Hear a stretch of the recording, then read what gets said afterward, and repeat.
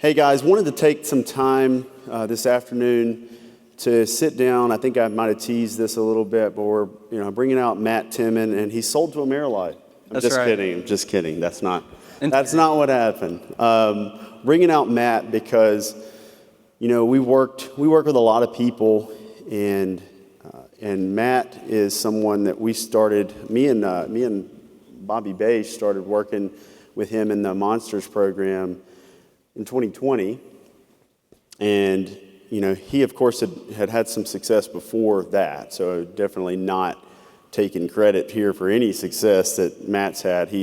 But he is an exceptional person at getting information from courses, masterminds, anything that he can find, and not just using it to recreate it, but expanding on it. And I think he just embodies listening. And you guys are all listening to information, and it's important to see kind of the rise of what can be done if you really delay the gratification and invest in your business, not just with money, but with time and imagination and innovation. So, Matt, tell me, when you got into Monsters back in 2020, or we'll go back before that. When did you get into this industry? Probably about 6 years ago. I started out on the life side selling final expense, just in the home, cockroaches, pee on the couch and everything. And I mean, it was good. With the business model, I always had high revenue, but I also had really high expenses. And I got into Medicare because I had a bunch of roll-up debt from downlines and everything. And we started doing that, LAS mailers, in the home, doing the same thing, just a different demographic.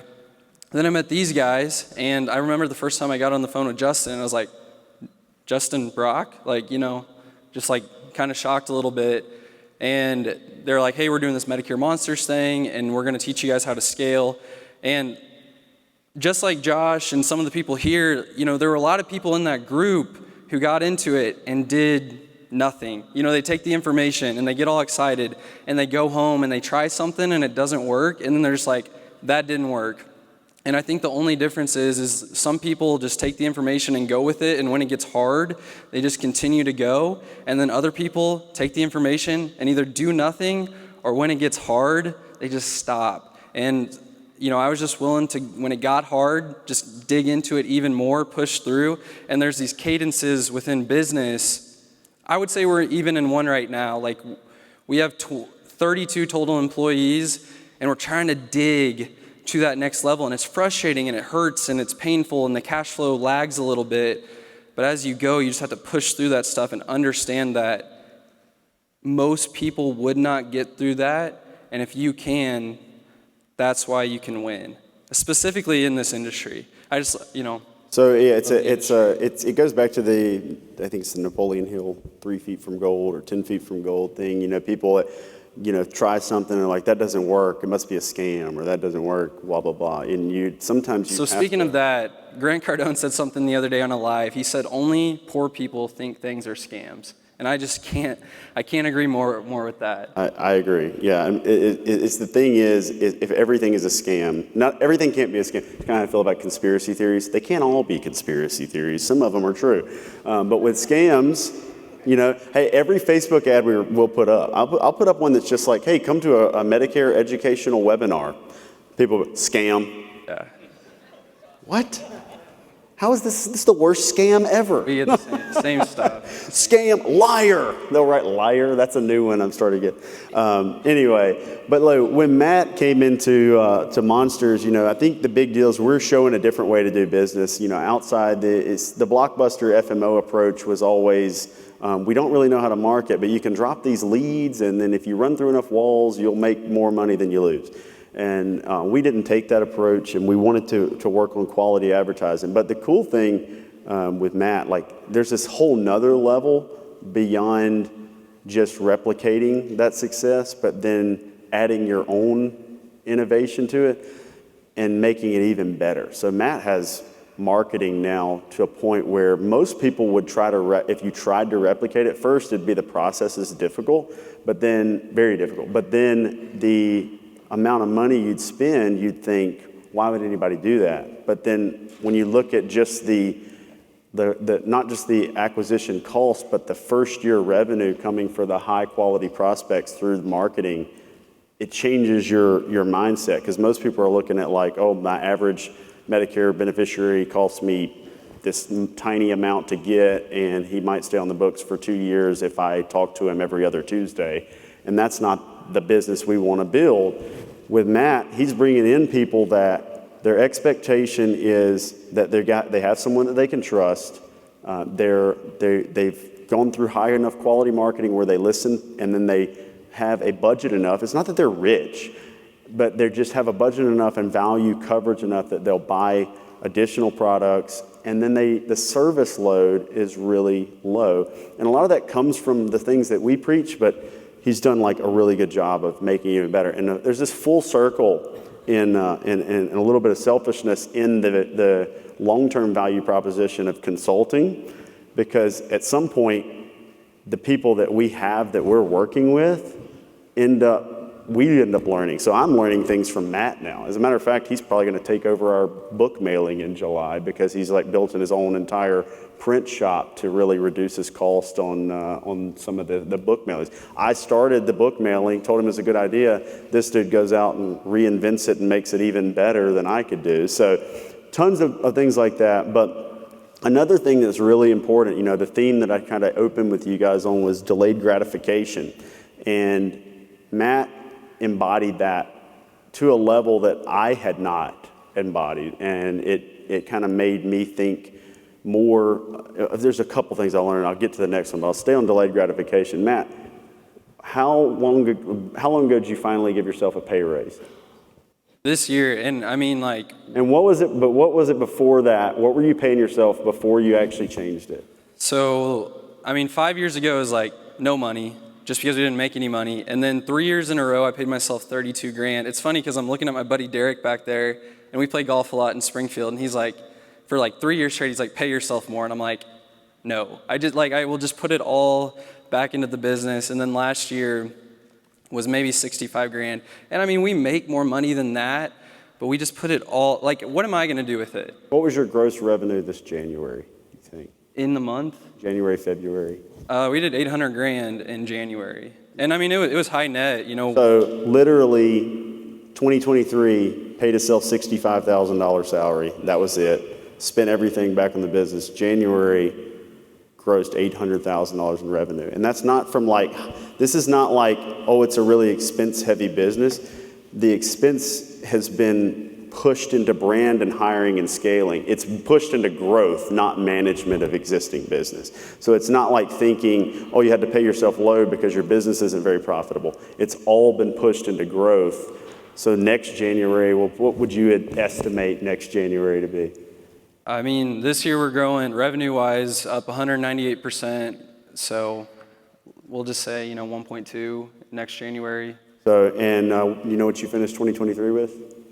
We did about 3.9 million last year, and then this year we'll do about 7 to 7.5 million, top line revenue. So this growth is extremely fast, but the reason is every dollar went back into hiring and training. He also embodied the cultural aspect of it.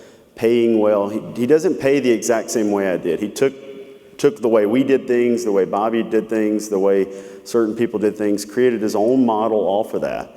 But instead of reinventing the wheel, he looked at the best of everything and has a high salary, slightly lower commission, but still with a renewal aspect that gives people that investment in their success in the business, but enough starting out where you can recruit high quality studly dudes, mostly. It's a little bit of a bro culture over here, like my office.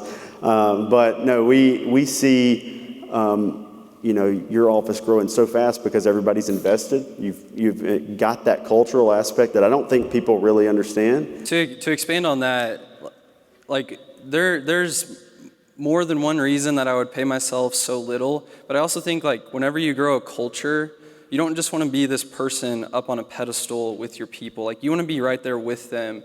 And so if you can help add value, be like, dude, I'm right there with you. I'm not paying myself $1 million a year. I'm paying myself 65. And we do this stuff in my office called Finance Fridays. I don't know if you see it in your office on the W-2 side, but almost like W-2, almost no money is saved because they know they have that check coming every Friday. And so we try to reverse that. We have Brandon Dawson, if you guys know who that is, with Cardone Ventures, he talks about personal, professional, and financial goals. And so we sit down on a bi-weekly basis with every one of our team members. I do it once a year, and then my managers do it bi-weekly with our team. And we go through everyone's personal goals, their professional goals, and their financial goals. And we build the models so that they know the activity that they need to do every single day to hit those goals. So if they want to go to Cabo, that costs $3,000. What do you need to do every day to make an extra $3,000? You want to buy a house, you need to save $50,000 to do that. It's like instead of that taking 5 years, let's advance these time frames, use the commission structure we have in place with the residual and the weekly bonuses and the base. Let's conserve a little bit of the money and let's hit what you actually want in life. Like, don't spend the money at the club, don't spend the money at the bar, but what do you actually want? And this can be a place that you can actually hit it. Like, whenever we do onboarding, we've gotten better at onboarding. We used to suck. We used to just throw people into the fire.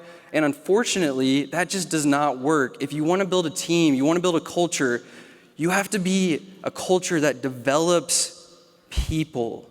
And if it's all like throw it at the wall and see who sticks, nobody will stick. And your turnover will be so high, and because like the most expensive thing, I used to think it was only the marketing. I used to think it was only the sales.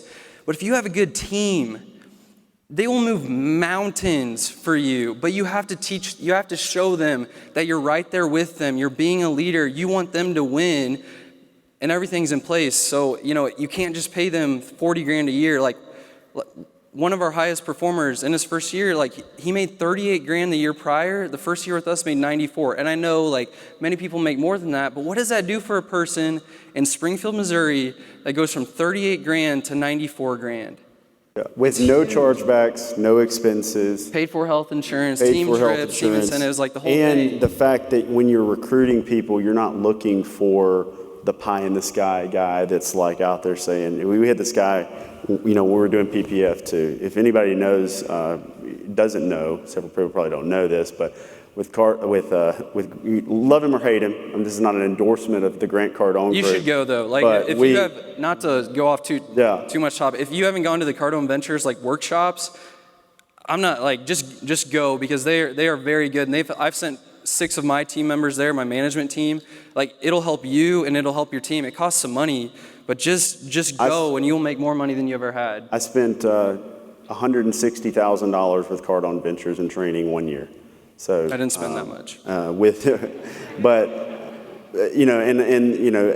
It is expensive. It's a very expensive process because they've built their audience so big that they can have that value ladder. But I did learn a lot from the process, about the way they built it, but then also on the PPF side, just the granular thing, the cultural aspect. I don't think people really get it that, when people are treated, like most people in your backyard, like people say, oh, you found this team all in Tupelo, Mississippi. I was like, good people are everywhere. They're just given a bunch of shit opportunities, like working at Walmart or, being a truck driver or whatever. Like that sucks. It's a hard, awful life. And then, most of them get sucked into that's life, and if you show them a little bit of a different way where they can make a little bit more money and be happy, then they will. And then you have this, I think it's, I quote Gary Vee a lot, but Gary Vaynerchuk talked about how, back in the day you had the Steve Jobs leadership, and not taking away from anything that obviously built some great things, but it was an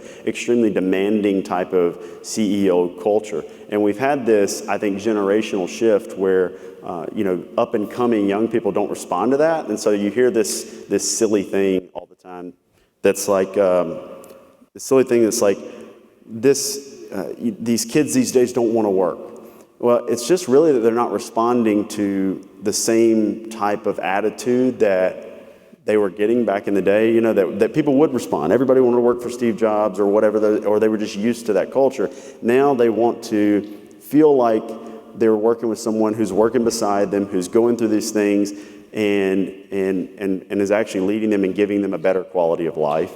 And when you do that, they'll follow you because you are they don't want to let you down, not because they think you're going to be mad at them, but because they genuinely care about you and the business that you've created and your team and your culture. And then they begin to care about one another.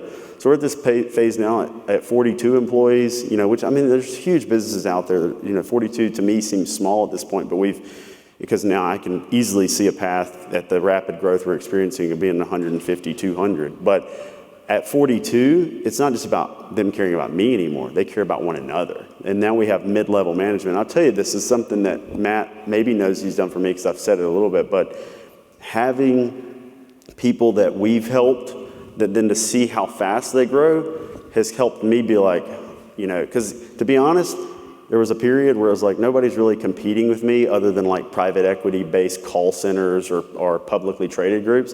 And to see somebody come from the bottom and like climb really fast and really put it back, like kind of lights a fire under you. You're like, oh shit, he's gonna pass me. Justin was getting soft. I was getting like no soft. lie, like probably 15 months ago, he was at the lake house too much. I was getting soft. I was enjoying the fruits too much. But you start to lose purpose a little bit. And, but also he did this thing where he started developing mid-level leadership a little better than I had and passing off the responsibilities. And so like yesterday when I said, if somebody can do 70% as good as you should turn the task over to them. And then just, start moving on. Like, it doesn't have to be like, and really the thing is, you think they can do it 70% as good as you, but they probably will be able to do it as good or better. Well, to piggyback on that, I'll put it into perspective of doing a seminar. So like us as the business owner, we want to be the guy, the woman, the face, right? Well, that's actually the antithesis of what a business should be. If a business is owner dependent, it's not a real business, in my opinion, and the opinion of probably most business people. But whenever you're doing a seminar, like I wanted to be the person up there because like I do a great seminar. And I thought I was a 10 out of 10 at doing seminars. And then I brought my first person in to do seminars and I was like, they could have done better. I thought it was a 7 out of 10. But guess what? Every single person there checked yes that they wanted to meet with us. So does it matter what I think? No, the only thing that matters is that the client wants to work with us. And so ever since that happened, that was probably 18 months ago, I just like, even when the team comes to me and is like, hey, we have this problem, it's like, well, what do you think we should do? I try to make it more team focused of how they can be empowered to be decision makers rather than it always be dependent on the owner, because if it's dependent on the owner, it'll break with the owner. And a lot of times, Justin will agree with me on this, the business owner is the bottleneck of the business, unfortunately. You are probably the biggest issue. I definitely am. You're probably the biggest issue in your business because you're not letting it flourish and not letting it mature. Yeah, and that's why I talked about yesterday, top down and bottom up business building. So most people in this room are bottom up business builders. They're started from the bottom, now they're here. They started from the bottom, right? And when you're starting from the bottom, you probably didn't have any of the experience of building a business before, and you've probably never really worked in one of those businesses to see it happen. And so that process of building, it's very difficult for you to get for a solopreneur or maybe that small, simple question I've been asked 100,000 times of should I hire an admin or an LOA first? The truth is it doesn't matter. Honestly, you could hire an admin and turn them into an LOA or an LOA and turn them into an admin. Because the thing about people is if they're good people and they respond well to the culture and they're not violating any of the business's non-negotiables and they really buy in, they don't always have to do the same task. Sometimes like my top salespeople are now sales managers, graphic designers turn into operators. I've had agents turn into marketing. I've had all that kind of stuff. Agents turn into agent support. So for us, the feeder positions are administrative and agent, but then we can groom leaders and other responsibilities from those two. Only recently did I even start directly hiring for specific roles for marketing or recruiting before feeding them through LOA and admin first. So in the beginning, just think you're a sales and marketing company. If you offload, most people are thinking about offloading the service work.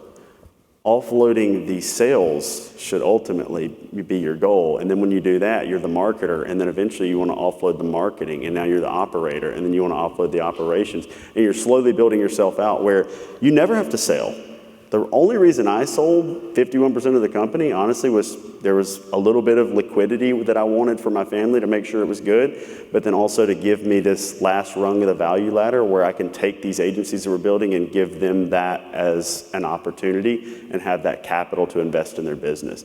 But really, I got to the point where I wasn't running my business. The only thing that I'm doing in the business now is filming content and throwing Medicare con. This whole event, I didn't do any of this. I didn't see what this looked like. I didn't know there was going to be a screen back here. I didn't pick this. Now, last year, I was a lot more involved in it. But now, the event, the sales team, nothing is, I'm useless. I joke, I'm a mood stone in the business now. There are some employees, like Holt, I don't know if he's in here, Holt needs me to be around sometimes, certain people need that. It's more of like, the approval, or me to just be like, wow, you're very impressive. And guess what? And I know this is true with Matt. These people can do sales better than you. There are people that can. Not everybody, but there are people that can. So if you think you're a great salesperson, first of all, most people think they're a great salesperson aren't really that good. They're good at explaining Medicare and building a relationship. Okay, you're likable. There are other people that are likable. Matt, I know, has at least a couple of guys that are better salespeople than I am. I'm sure better than he was. I have a couple of guys like that right now. That they sell things, and their belief lid, and this is what I believe it is, their belief lid is higher. If this is another thing that, you get into like John Maxwell stuff or Cardone or whoever, not Cardone, but Brandon Dawson, Cardone Ventures. They talk a lot about belief lids. Well, I had, when I came into the business, my dad said, don't do the AHIP and contract with PDPs, it's not worth it, enrolling through Medicare.gov. Don't sell under 65, it's not worth it, there's no money in it. Don't recruit agents, there's no money in it. Basically, everything was, there's no money in that, just do this. Just do everything the way I know. And my belief lid was a little bit higher than his, so I went out and tried things. And then, when I bring in people now, and I tell them, because I tell them like matter of fact, I speak in absolutes. Matter of fact, everyone will buy a cancer policy from you. Everybody will buy a dental, vision, and hearing policy from you. Is that 100% true? No. But if they believe that, and I convince them to bring it up every time, they are going to sell more than they would if I didn't tell them that. And because my belief lid was higher than my dad's, and now I'm passing on this belief to them that is like absolute, then they believe that, they're selling way more than I did. Like I have agents that cross-sell way more than I did, sell more core products than I ever did. Holt made it a point to break all my records right away. He's extremely competitive. And guess what? When you have salespeople that work for you and they break all your sales records, that's great. Yeah. Because they're on our team, so I want them to. I want them to all win. Somebody earlier, that was Timmon, asked me, he said, what are you going to do when your brother makes more money, has a higher net worth than you? And I said, well, I'll be really happy for him. Johnny looks like he makes more money than Justin. He does look like it. That's what happens is you gotta dress like you make more money, and then when you make it, you're just like, I'm just gonna dress how I want now. Dude, Justin's making all this money. He's getting all skinny over here and everything. That's right. Like, looking good. Yeah, I'm a big wealth then health guy, but sometimes you have to get that health right first so that you can focus on things. But wanted to bring up Matt because he's someone, he puts out a little bit of content for agents. You guys should consume the hell out of it. Every time I see a video from him, it is absolutely gold, good info. And if you ever, sometimes the lessons are so obvious, but to see it and to know that and to really put it into practice and follow through with it are different things. Matt takes every piece of marketing that works and figures out a way to make it work better. And so I'm privileged to be able to work with someone like him and people like Josh Lustig and people like Bobby Bache. And one thing you'll know, if you meet Bobby Bache around, for some reason, he's so smart and does so much good stuff, and then he still has like all this self-doubt about it. It's so funny because he doesn't realize like how impressive what he's done is and how much he knows and how sharp he is and well respected he is. But that's the cool thing too, is a lot of these people that are really, really sharp don't realize it. And I think that there's probably tons of people in our audience that are like that, where you don't realize how smart and how ahead of the curve you are. You're just not capitalizing on the opportunity 6 inches in front of your face. Yeah, on the marketing side, whenever you sell policies, it's like, how do you get good at sales? You just do it a lot, and you just get beat up and do it some more. And I do not see that, at least within the Medicare industry, on the marketing side. And what I mean by that is, I was telling Justin the other day, like, let's say we're rolling out a new marketing campaign. So many agents, so many agencies will put out one set of copy, one set of creative, one landing page, and then it doesn't work. And that would be like taking one sales call, not closing it, and saying sales doesn't work. And so I would encourage you, if you are doing your own marketing or you want to do your own marketing, if you're not splitting multiple variations on a daily basis, and I mean hundreds, you just don't want it bad enough. And that's the reality. Like, if you're not willing to put out 10 creatives for every ad set, or if it's direct mail putting out new copy or whatever it might be, you just don't want it bad enough. And look at marketing the way you look at getting good at anything. Like, if I want to hit a home run, I just have to swing the bat a lot. And on the marketing side, if you think ads don't work, just split the ad. Maybe splitting just means multiple variations. So if one ad is yellow, make the other one blue. If one ad is blue, make the other one red, and just see what converts with people. But if you're not even showing that to multiple audiences and you're not splitting it over and over and over again, it's like taking a sales call and saying sales doesn't work. And that's just what we've done. I would guess probably more than most is we've just split over and over. And I tell my marketing department over and over again, guys, this is our work. This is our daily, what we have to do every day is we just split over and over again. And we find something that works eventually. It's not like we're all geniuses. It's not like we're sitting here and know exactly what works all the time.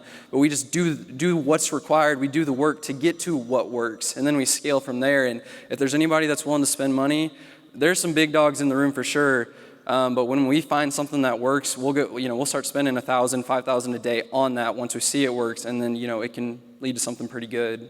Biggest mistakes I've made is like early on when I first was on Facebook and could throw up $5 a day and have 3 or 4 phone calls, not understanding that wouldn't last forever. And that's a honey hole. Marketers ruin everything. I say it all the time. You would have bought a AmeriLife if you kept. If I knew that, I would have bought a AmeriLife. I would have capitalized. Just 51%, but of them. But no. So with marketing, just to give you guys something that I think it is practical. One of the things that we're working on right now, and I can't tell you that I know that this is going to work. I don't know why it wouldn't, but we do the RSSA. We've got 2 in our office that we put through the RSSA program. And, a lot of people are doing Medicare webinars, Medicare seminars, and all that still works. I mean, we have the Cocottes here, Matt Mitchell, Chase Gruding, all these people, Josh, that have gone through this webinar. And I'm going to circularly talk back to Josh on the webinar, just like you said. He almost gave up on that webinar. And right now his practice is still writing like 30 T65s a month, and there's guys that he's trained on it that are writing probably 100 T65s a month off of it. There's people in the room that are still using it that'll tell you it works. I've seen it multiple times. We've used it. It's about getting it and tweaking it, and every one of them that's worked has used the core version. So Josh is running this core version, and sometimes somebody will run the exact replica, and for some reason it doesn't work exactly right away for them, and they're like, oh, this doesn't work, this is too expensive. And then the other guys will go out, the ones that make it work, and they're like, let me change this, or let me change this. And it's not that Josh's doesn't work, it's just that digital marketing is weird, and marketing message and marketing psychology is odd. Geographically, people are different. There's so many differences in the world and why something would work or wouldn't, and changing one variable at a time can change it. Josh was, 3 feet from gold and about to give up and decided to try a couple more things and then hit a webinar stride, then I can tell you, because he was under me 1 year, and the dude wrote like 1,000 T65s to that webinar in 1 year, and it really catapulted him. And you have a 1 year like that when you're making, 50, 60, 70,000, and you have 1 year where you write 1,000 T65s, mostly med stuff. Guess what? They never call, they never need anything. They're just on the books, right? So great renewals, great clients, very sticky. Now, back to that RSSA, we're starting to do Social Security planning seminars, but we're doing Social Security planning webinars focused on 60 to 63-year-olds, trying to build that pipeline under 65, where we just get them on, educate them on it, show them the tool, the calculator, and then get them scheduled for appointments where we run through that. Push that through to the annuity side, the under 65 side, and then have this mature Medicare pipeline. It's playing a longer game. But honestly, even on the asset side, you could make plenty of money. But if you didn't have that, you could run it from 60 to 67 and get the Medicare people in there as well. Most people are curious about that, and just being able to have that hook of, we have this calculator that runs all these variables and spits that out, it's awesome. And I didn't make that to turn into an RSSA promotion, but having a different hook that you're attacking the market than everybody else. If you're trying to replicate what everyone's doing, then it's going to have a watered down effect. So anytime that you can take something someone's doing and then make it your own and make it unique, that's what Matt's done. I thought I was really good at it. Matt is very good at it. He always takes it to the next level. And like T65 mail, Matt, this just a teaser. You send T65 7 pieces of mail, 6 or 7? Yeah, so I'll share everything we do, because it is pretty difficult to duplicate. You're going to share it all? I'll share it all, baby. So we send out, so we white labeled Justin's book. He let me kind of make our actual own, and we started to see it work. So we send it out 7 months out with a sales letter. I write all the copy, which is bad, because we should, like, someone else in the business I should hire a copywriter, bottleneck, right? And then we hit them 6, 5, 4, 3, 2. Every person in the entire state of Missouri above 35K income. So everybody's getting a book. We get some people that say, hey, take me off your mailing list because we got like 7 letters from you. And then it's all handwritten. So we bought 5 handwriting machines, really cool machines. They put out about 1,000 handwritten letters a day. And so we do it all handwritten, so it's very unique. It's different than what they're probably getting in the mail. But they see us a lot, and then they get our seminar mail on top of that, and then we have branding Facebook ads, so they're seeing us in the mail, then they get a seminar invite, then they see us on Facebook, then who knows where else they see us, and it takes some time, and that's why I like it. Like, the things that just work instantly will not work instantly, but the things that take time, where you have to be patient, and you have to put out, say, 20, 50, I don't want to say those numbers because that's just what we are okay doing. But putting out, say, $50,000 before you see something really work, I like that because I know so few are willing to do those things. And so we try to focus on campaigns that just take longer, because we know people can't replicate it or aren't willing to. People could replicate it, they just aren't willing to invest, like take $100,000 out of their own checking account, put it back into the business to do these things. And so that's why we do it. So we send out 10,000 books a month. Has anybody ever tried to replicate by going to the Facebook ads library, my Facebook ads or his Facebook ads? I've replicated yours. Well, you're a bad example because you'll spend the money. But has anybody else tried to replicate it and then you did it and you're like, that was expensive. Why is he running that? See, I prefer the leads to be expensive in that way, because I know that they're really high quality, but most people are trained by these Facebook gurus. I'm gonna stop you, okay? If you are running ads and you look at the cost per lead, and then you shut off a campaign based off the cost per lead, I feel bad for you, because it is literally irrelevant to the marketing scheme that you're trying to go after. I even think CPA isn't super relevant. The only thing that matters is $1 in, more than $1 out. And so if your ROAS, or return on ad spend, we targeted 2.5. So on first year commission, we put $1 in, get $2.50 out because that covers our operational costs, and that makes us profitable year one on every policy. So our goal is to be we don't have to make $1 million per policy. We just have to make $1 on the policy year one, and then we know that we can scale from there. Not just on one sale. We have to probably make 50 sales on that campaign to know it's viable. But again, if you're shutting off campaigns solely because the lead is $50 or $70 or $80, and you're not paying attention even to your cost of acquisition, and more important than that is your ROAS, like what you actually make. Because let's say your CPA is $400, but you sell them a $120 a month cancer plan at, let's say, 100% commission, and then you sell the MA true up. How much are you making on that? $2,000, right? So who would take $400 and turn it into $2,000? But if you just looked at, let's say the leads are $90, too expensive, shut it off. You would never get to the point where you're turning $400 into $2,000 first year commission. This is not LTV. This is just first year. And I think people are too short-sighted with that of like, let's look at the full campaign, not just the fact that a lead is $50 or $30 or $90 or whatever it is. This is another thing that Matt did that was interesting, because I feel like we really pushed you to start selling cancer more, especially in the T65 marketing. And we were selling, probably average $35, $40 a month premiums. Baby boys. And then he started, we're in group text, and Matt, he's pretty braggadocious with me, but, all in good fun. But he sends me texts of like some of the agents writing, look at this big boy, and it'll be like a $150, $200 a month, Bankers Fidelity, cancer policy.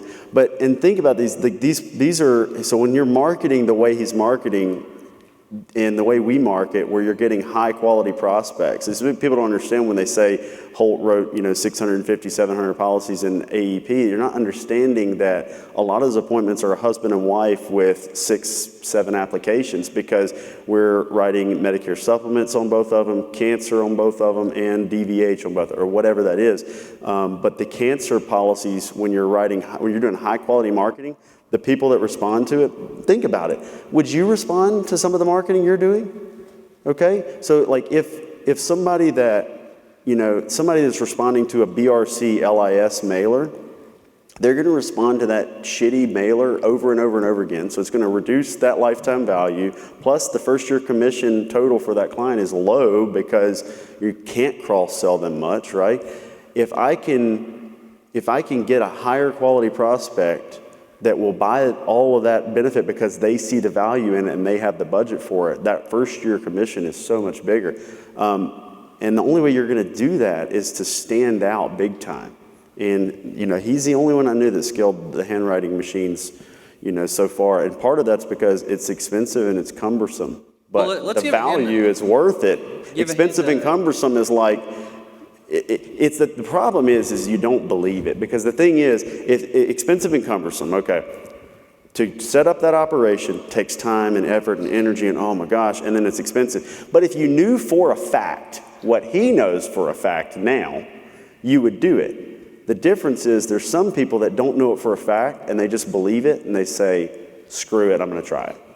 And I'm not just going to try it $20 or $100 or $1,000, but I'm going to go out and buy. What's the latest printing equipment that you just bought for your next venture? What did you spend on it?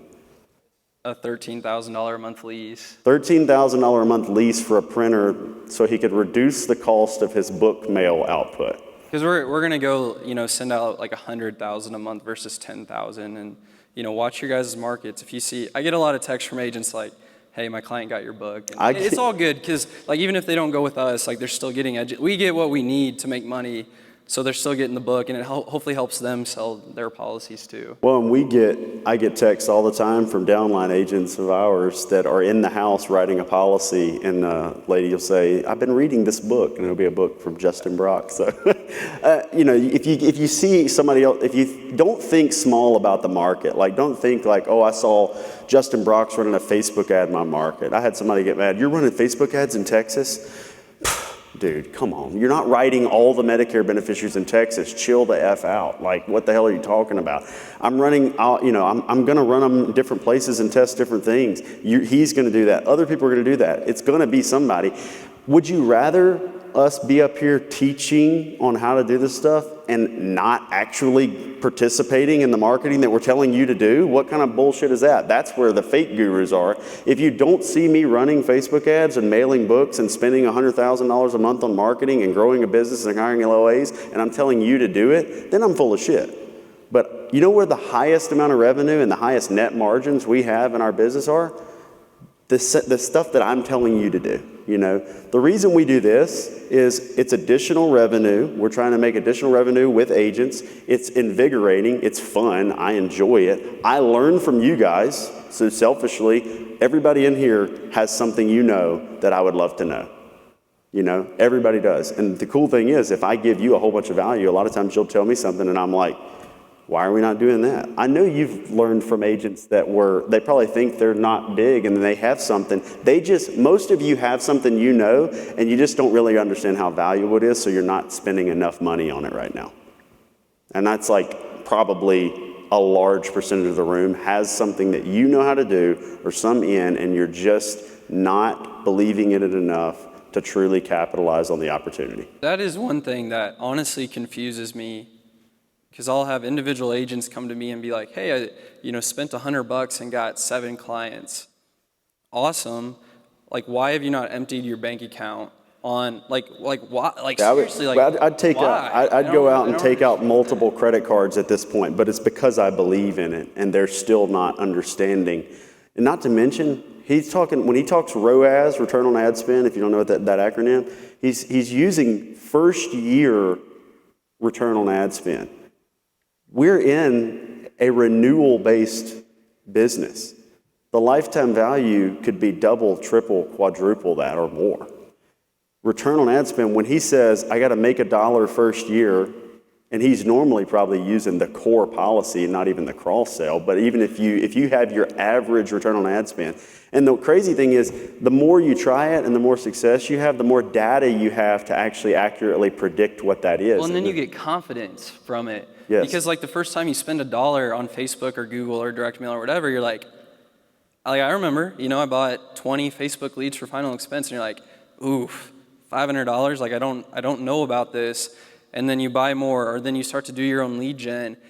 And the more you get positively reinforced by the things that work, the more you want to do it. So it gives us the ability or the confidence to go in and be like, let's go spend 10 grand on this and see if it works. It helps that we make some money, but it's like, okay, we've seen this, like we know this is gonna work, but it's just how many times do we have to split the ads? How many times do we have to change the funnel? How many times do we have to tweak our script to make it work? Because almost everybody makes a living within every niche of this industry, whether it's long-term care or final expense or Medicare or D-SNPs or whatever. Everyone makes, like many people have exited or make a cajillion dollars a year. It's just, they just figured out how to do that thing right. And so that's the philosophy we have with business, is like if someone else has figured it out, we just have to do the activities necessary to figure it out as well. Yeah. And if you don't have that idea, or you don't know how to really cultivate that idea, or you don't have the belief in it, that's what we want to help you guys with. And it's an ongoing thing. A lot of people will come out of here with momentum and they'll get crushed by the weight of their family coming down on them, normal life happening. There's people that are in your life that aren't seeing what you're seeing, and they're going to try to get in your way. And that's why when we created something like the Total Agency Transformation, it's the ongoing aspect, the accountability, the continuation of trying to push that momentum into you over time. So you have that group and ultimately I want you to not even need it anymore, because I'm trying to get you to build your own tribe, and you'll feed off of that tribe. That's what we have. It really is like, I come here and I still love the energy, but I'm happy in my office because I have a whole team of people.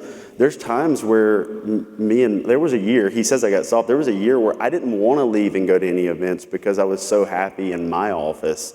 And I still am like that, but then I also know I have to expand my horizon, or I get, growth is important. So would love to get anyone who's still on the fence on Total Agency Transformation. Also on the reporting aspect of what we're talking about, accounting for this stuff, Go Guru does a ton of that. So this is a sales pitch. I'm trying to sell you guys. Well, I'll vouch for it, right? So if you're not willing to spend the money, I'll go back to this. Like, you just like with anything, whether it's a Cardone Ventures workshop or working with, like, I would spend the money to work with Justin. Now, Justin and I are very good friends.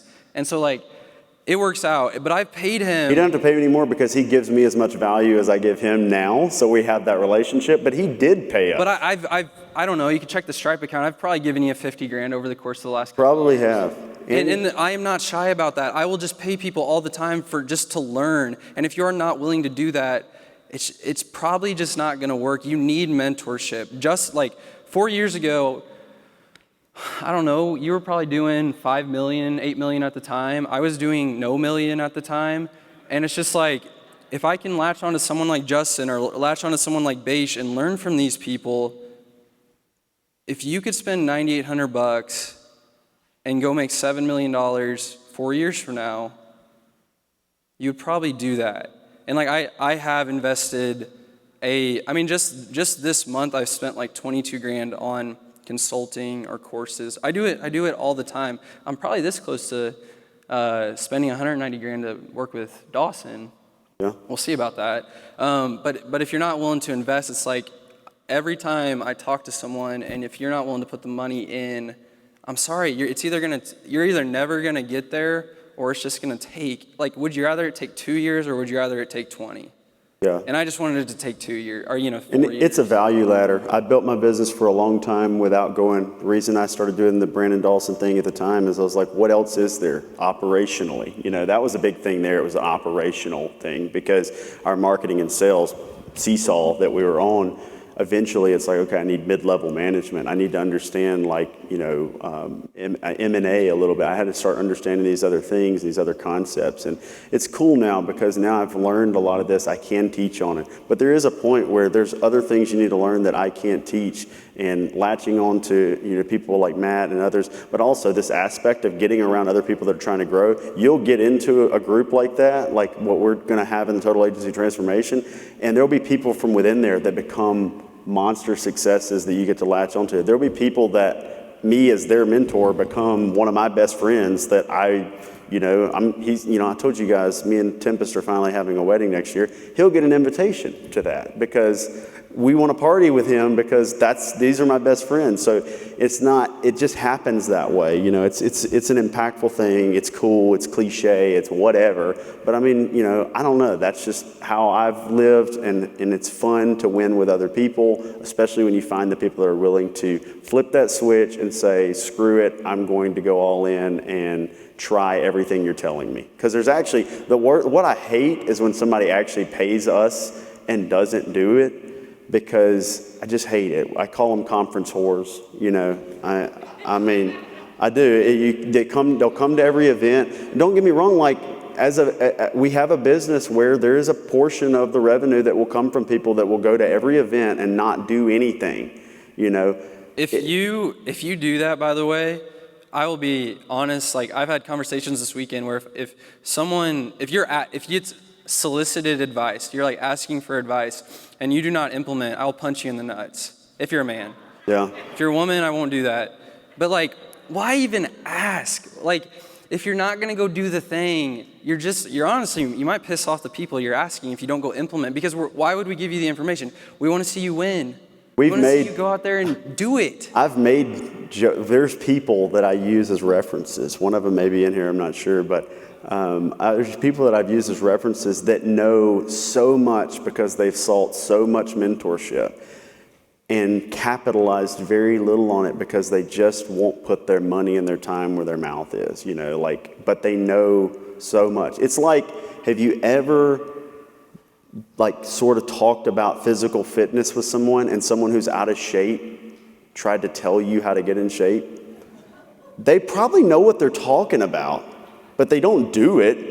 So do I really want to listen to that person, right?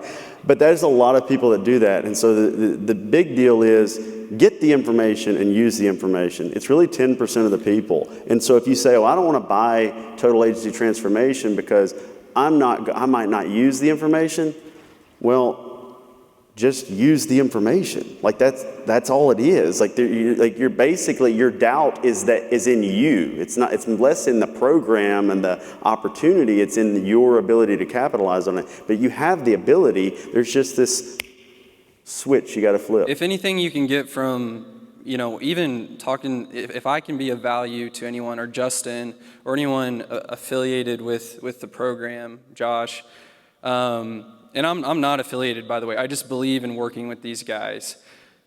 The only thing that is stopping you from doing anything is just belief and fear. Like, if you really get to the core of things, like when I talk to people, they're asking me all these questions, and the root is just that you're scared. And that's okay. You just have to be willing to be scared for a little while, and then you see it work. And then you see it work. Yeah. And then you get more confidence. And then the fear's still there. Like when the payroll hits every week and it's 30 grand, still fear. But you're just used to the fear and you overcome it. And like if you want to grow and that's truly what you want, and you want to build an office or you want to build a downline, and that's what you want, the only difference between that and where you want to go is fear, because the reason you're not taking action is just because you're scared. And so I think what these guys can do for you is give you someone to latch onto in your business that can say, you can do this thing. Yeah, and I've been afraid too. Made $13.2 million last year, was still afraid. Netted about $4.5 million out personally, had a lake house, big nice house, can pay for everything, flying all over the place, doing whatever I want. And still for some reason, there's this irrational fear. And the good thing about having Josh Lustig involved in this is, like, one thing that he's done really well for me personally, you think, like, I don't need a personal coach, and Josh is 27, whatever, dude. Somebody took a 100-year-old brain and stuck it in him after that guy died, and he's just wise. But he will, I'm 10 years older than him, so I know some of you guys are much older than me, whatever.